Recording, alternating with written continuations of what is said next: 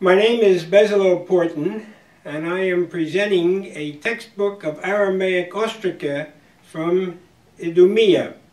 That will be abbreviated as TAO, T-A-O. So here's the book, published by Eisenbrauns. It is Volume 1 of Textbook of Aramaic Ostraca. Contains 10 dossiers with 401 commodity sheets printed in color. An ostracan from each dossier graces the cover. And that's what we have here, 10 chits. And this is the back cover of the book.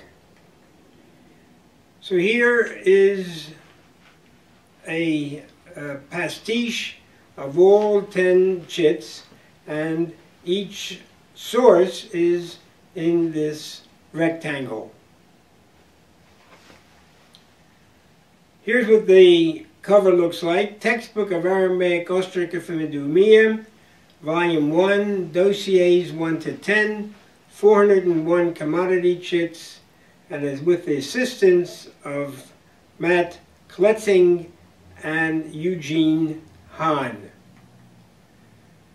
And the contents indicates here 10 commodity chits, 5 major clans. They are Balrim, Gur, Kotzi, Alibal, Yehochal, and then miscellaneous, with a number of chits in each one of these dossiers. And then 5 prominent individuals, Chalafat, Balgair, Samitu, Koskahel, and Saadel. And then there are 20 tables, 52 figures, 1 to 41 are the introduction, 42 to 47 are genealogical charts, and 48 to 52 are for comparative clan profiles. Table of contents continues with 2 comparative lists, and then supplementary material on a CD. And that contains a table of contents for the whole 2,000 chits. They have been divided into 8 chapters from A to K. And then there are reference charts. And then there are 3 quicks, keyword and context concordances for all 2,000 chits, a quick for names, a quick for words, and a quick for months. We move on. The introduction contains a slide on publications. So previously, 913 Aramaic Ostraca have been published in 14 publications. And here you see the publications. The main are Efal Naveh and 2 from Lemaire, and then a whole series of individual minor publications.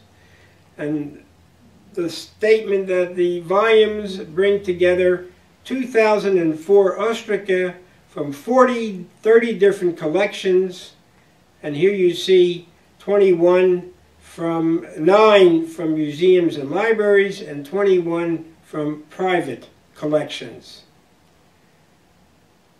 Over 100 Ostraca are references to Makedah and its storehouse. So these are tables 1 to 3, mentioned up here. And an example is the one down here.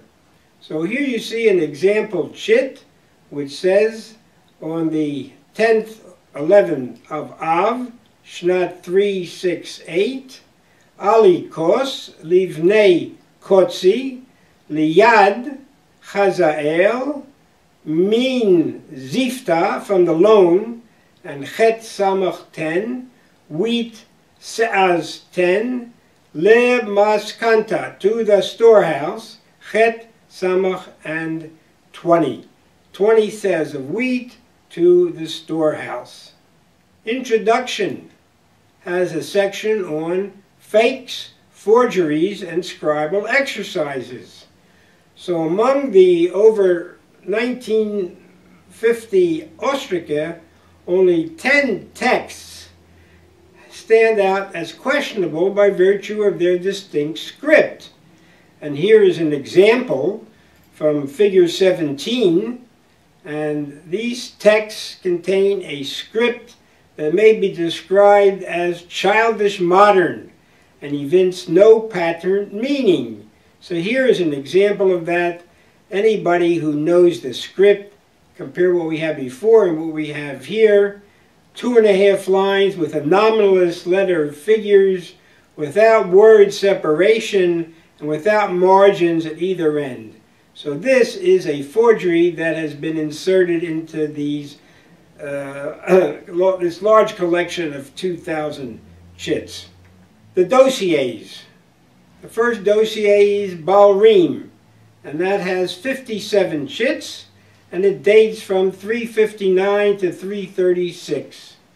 And here we begin this dossier with a list of texts, and each has a table of contents that's contained within the dossier. It continues with a brief discussion of the textual contents of the Ostraca contained within the dossier, and that's what we have here. We call it an overview. The overview continues into the next page. Then there are genealogical charts. Each clan's dossier is a chart describing the genealogical connections of the clan members who appear on the Ostraca contained in the dossier. So this is a creative prosopography. A clan leader, how do we know that a man is a clan leader?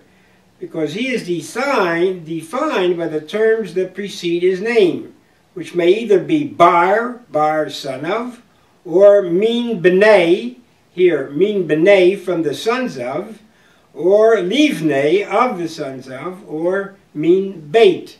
So anyone who has a name preceding another name with either of these prepositions is a clan dossier. And so we have creatively made this dossier for Balrim. And following the genealogical chart, we have tables.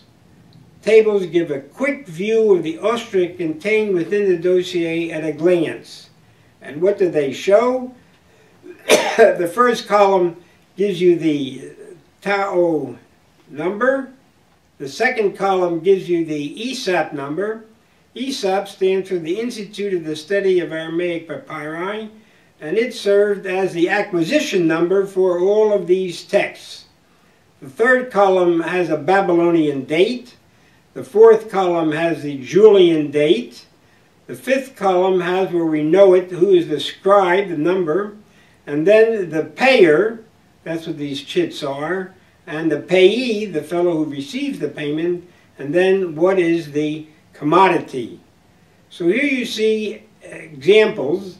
The commodities include wheat and barley. So, and some go to the storehouse, and these are the ones that go to the stores, the maskanta, and some go to Makedah, and these are Makedah. And again, the numbers in the columns. Commodities also include flour and stalks, etc. So here you have flour in this line, and here you have stalks in this line. And the end of these tables.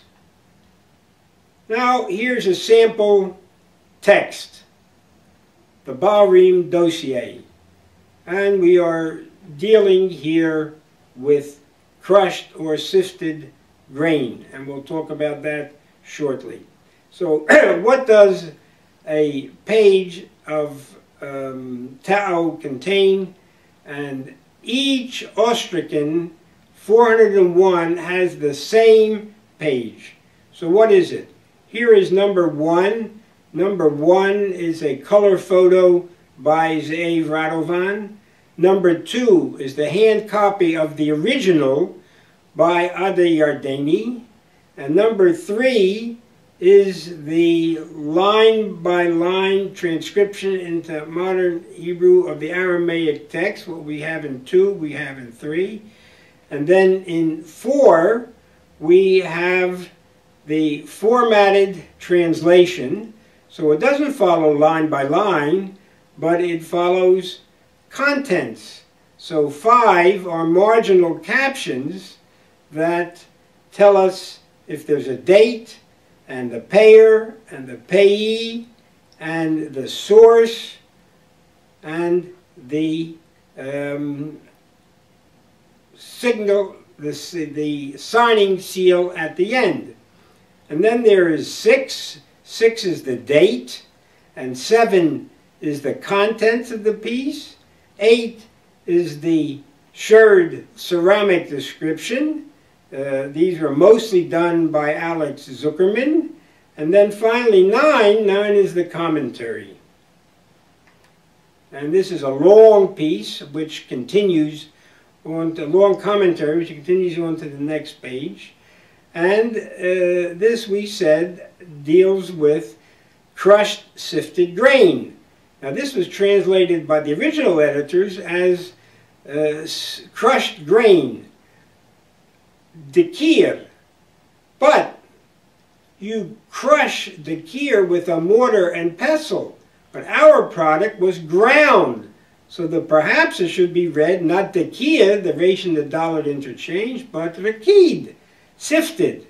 And this was a suggestion of Ze'ev Safrai. And in Mishnah Shabbat 7.2, we have hatochein v'hamarkid. So on the basis of markid, he suggested the term rakid. We're not certain, dekir or rakid, and so we give each of these, every time the word appears, we give it in this slashed fashion. The Baal Rim Dossier at the top, Scribe 1 was identified by 5 graphic features and 4 contextual features. The Baal Rim Dossier has another commodity which is in dispute, and this is Reish Aleph Shin, and that was translated as barley groats. But that cannot mean barley groats, but rather either the first, hakemach harishon, or the finest, reshit. And since we didn't know whether it was the first or the last, we kept it in transliteration, reish. So we have the kirakid, we have reish, and then the third commodity that occurs in so many of these texts is a pear, which is neshif kemach. And neshif was translated as fine flour by Falnaveh, and kemach is flour, but it doesn't mean fine flour and flour, but as shown by Jacob Milgram in his commentary on Leviticus, neshif means semolina, and kemach is simply flour. And the discussion of these terms begins in the early dossiers. This is in the Alibal dossier. And this is where it occurs for the first time, neshif. Here we have 5 generations of the clan of Gur. And you see the same principle. Here we have Bar up here, and Livanei, and Minbanei. So this is a prosopography. None of this is apparent in the Ostraca. It all has to be deduced. 5 generations of the clan of Kotzi. And again, we have Bar, and Livnei, and Minbanei, and Min Beit. 3 generations of the clan of Alibal. On Yehokal, we got 2 options. We got this option, and we got the one down below. we got 1, 2, 3, 4 generations over here, and we have one of 5 generations over here. Now we come to a comparison of the 5 clans, and we describe how a genealogical chart was created for each clan. And here you see in vertical lines the 5 clans, comparing them in parallel tracks. 4 profiles comparing the 5 clans. Figure 48 shows dated versus undated. So how many chits are dated, and they're the red, and how many are undated in each one of these 5 clans, these pie charts. And figure 49 shows a breakdown by commodities, grains and other commodities. So the blue are the grains, and the others are the other commodities. And then figure 30, chits with payees and without payees. And this is remarkable because we have so many chits. You see these green without payees. In other words, they just have the name of a guy that gives and nobody who receives. And finally, figure 51 shows chits with agents. These are the people whose names are preceded by al-yad, and the chits without agents, and these are the majority, the red. Here's a synopsis of what each one of the 5 clans gives, and how and the specific features of the clans. Then there is a chart on Macedonian dates. 43 Idumea are dated according to Macedonian rulers. This is the end of the Persian period. This begins with Alexander, and he's not with Philip. There's no Alexander the Great. There is Alexander the Fourth. And here you see how many chits are from each one. There's Philip, there's Alexander, and then there's Antigonus. And we move on. And what do these show us historically? They show us exactly when Antigonus replaces Alexander in mid-July 315. So the historian Diodorus only tells us that it took place in the summer, but there's no date. And these Ostraca, talking about recording commodities, give us an exact date for this political transition. Now, Table 4 is a list of a dossier of wheat flour in years 14 and 15 within the short period of time from February to August, year 344. And these are 20 chits, and the remarkable feature is that one found at Madeshah bears the same date as the first 2 in this list. And here you see the red, and they're all written by the same scribe. So the Idumean enable us to correctly restore the ones from Madeshah.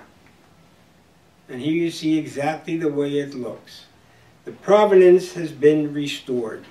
So this ends over here, and it was not correctly understood by the editor, and this was incorrectly read.